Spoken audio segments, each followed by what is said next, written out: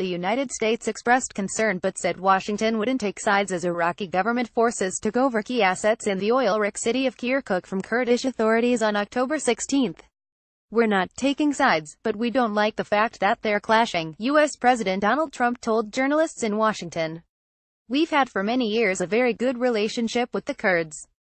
We've also been on the side of Iraq," he added, "but we're not taking sides in that battle." Trump spoke after Iraqi troops and tanks swept across the northern province, capturing oil and military sites from the Kurds and seizing the governor's office in Kirkuk city. It was the first major clash between government forces and Kurdish Peshmerga since the region was rocked by an overwhelming vote for Kurdish independence in a referendum held in Iraqi's Kurdish Autonomous Region and surrounding areas, including Kirkuk, last month. Kurdish officials said residents of Kirkuk voted strongly for independence in the referendum, which Baghdad rejected as illegal. Iraqi Prime Minister Haidar al-Abadi said the operation to retake control of Kirkuk, which Kurdish officials said caused lots of casualties, was necessary to protect the unity of the country. He called on the citizens of Kirkuk to cooperate with our heroic armed forces.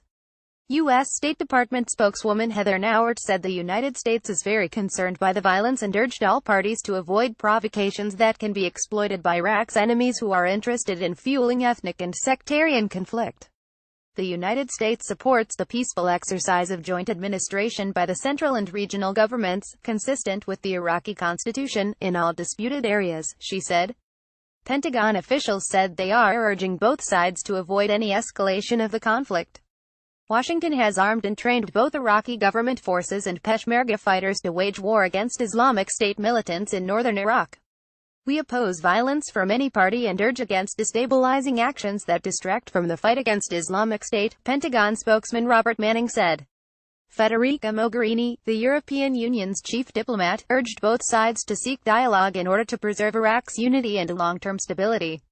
After clashes with Peshmerga forces overnight, Iraqi forces early on October 16 entered the disputed city and took control of the provincial council's headquarters and key installations outside the disputed city, reports said.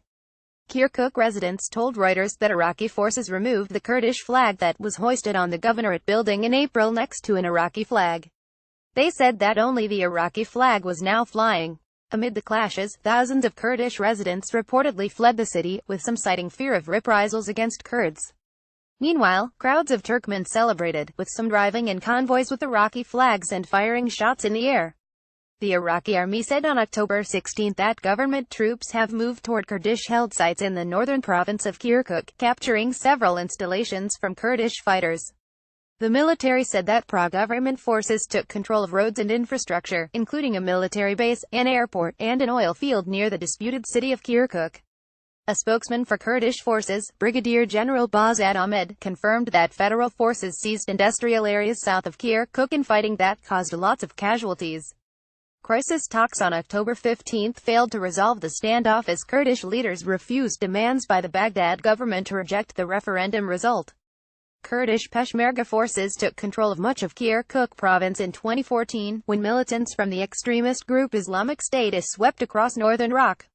With reporting by AFP, DPA, Reuters, AP, and the BBC.